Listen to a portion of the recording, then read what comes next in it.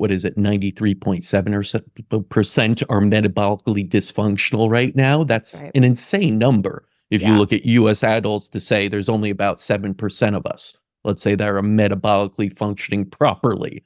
And Yeah. so you have this abundance of people that are at this disadvantage and absolutely, one foot in that chronic disease pitfall.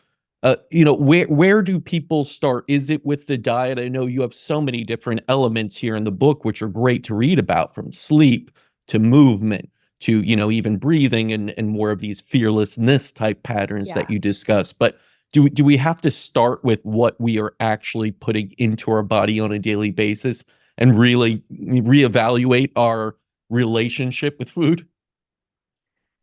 Absolutely. I think you look at all the health behaviors that we talk about and I talk about in the book and that so many people are talking about. And I think that fundamentally it does have to start with food. What blows me away so much is that the average human eats 70 metric tons of food in their lifetime. And this is not a substance that's just passing through the body. This is literally 70 metric tons that every single day is constantly being incorporated into our form and discarded from us in this incredible sort of transformer process. And so, the body we are today is not the body we were a year ago. It's completely molecularly different. And that is incredible. So, we have this like football field worth of food that is essentially going to be 3D printing the version of our body for tomorrow. And so there's no getting around that. We've got to get that right, because not only is it our form, it's literally the molecular composition of our body and our proteins and our fats and our cell membranes and literally our DNA, but it's also the instructions. So it's both the form and the instructions. These food molecules are going into our body, going into our cells, and in many cases changing gene expression, changing the epigenetic folding of our genome. So they are form, they are signaling and function.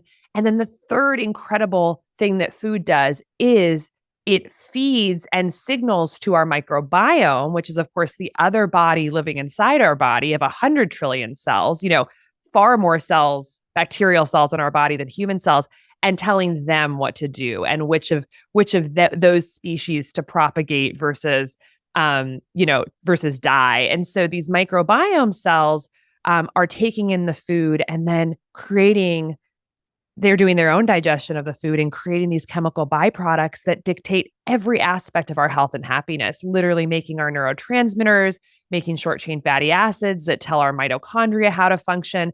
So structure, signaling molecules, and shaping the microbiome is why food just has to come first. If we don't get food right, it's very, very hard for anything else to work properly, because we essentially become just broken machines.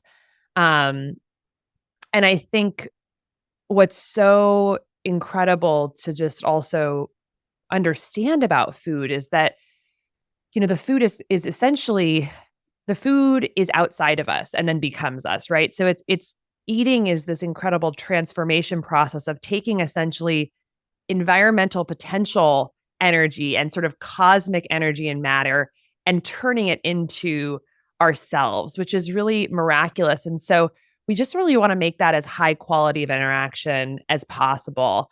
Right now, when you look at that 70 metric tons that we're eating, unfortunately, because close to 70% of the diet is now ultra processed, industrially manufactured food, so far from really being alive. It's so dead, it's so depleted, it's so altered that we are building ourselves, close to 70% of ourselves, with this really broken material. So of course, we're all getting sicker every year.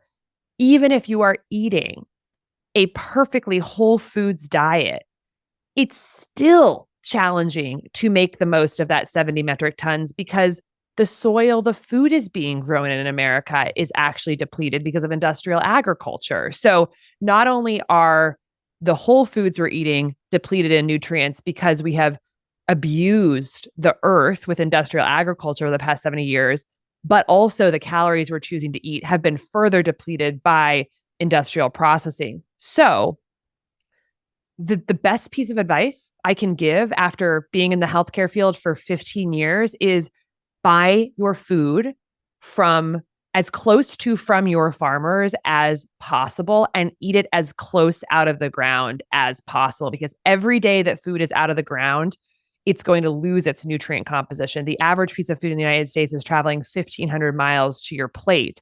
And so there are, you know, many thousands of farmers markets across the country. And I would say that, you know, people think it's frivolous, maybe elitist to shop at farmers markets, but I would say it should be one of our highest priorities, because fundamentally what you want to do is get as many of those 70 metric tons to be filled with as many nutrients as humanly possible and as few pesticides and toxins on it. That is the foundation of a form, of a structure, which is your body, that is going to be able to help you reach thriving, highest purpose in this one lifetime. So buying food from farmers markets, talking to the farmers about how they're tending to their soil is by far the easiest way to I believe be healthy. Yeah. It seems though that so many people are getting this different pieces of information when it comes to food. And I could understand why. When I was reading your book, it says right here 82% of independently funded studies show harm from sugar sweetened beverages. 93% of industry sponsored studies reflect no harm. Yeah. So you're going to hear probably the 93% and say, what's wrong with my Diet Coke, my Coke, all of that. It says it's, you know, if anything, it could help me lose weight, which we know, you know, Diet Coke actually probably put more weight on.